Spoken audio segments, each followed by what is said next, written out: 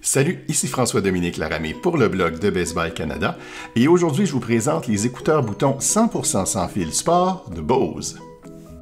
Ils sont livrés avec 3 paires d'embouts et d'ailettes en silicone interchangeable, un boîtier qui fait passer l'autonomie de 5 à 15 heures et l'inévitable câble USB.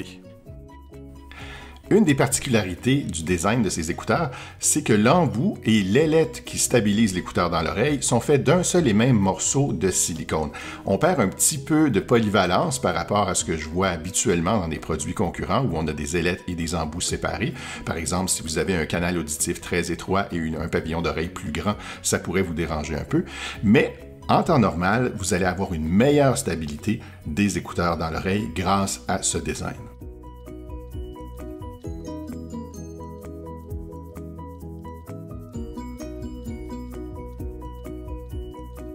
La plupart des produits Bose que j'ai testés dans le passé avaient un son très distinctif, très travaillé. Il y a des inconditionnels de ce son Bose qui adorent, il y a d'autres qui n'aiment pas beaucoup.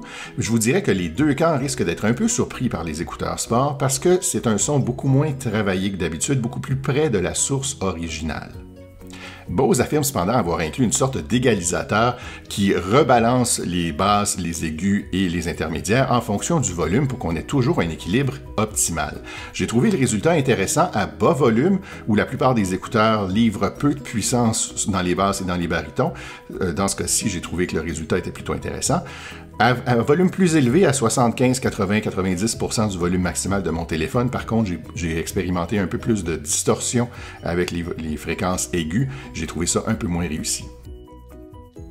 Sans nécessairement être discret, ces écouteurs-là sont aussi légers et confortables dans l'oreille. Rien à redire là-dessus. C'est peut-être un détail, mais le bouton pour ouvrir le boîtier est difficile à manipuler et il m'a semblé fragile. C'est à surveiller. Ça peut sembler bizarre de parler d'écouteurs sport qui sont plus agréables à écouter à bas volume ou à volume moyen qu'à volume élevé, parce qu'on a tendance à associer le sport avec une lecture à volume élevé, mais c'est vraiment le cas ici.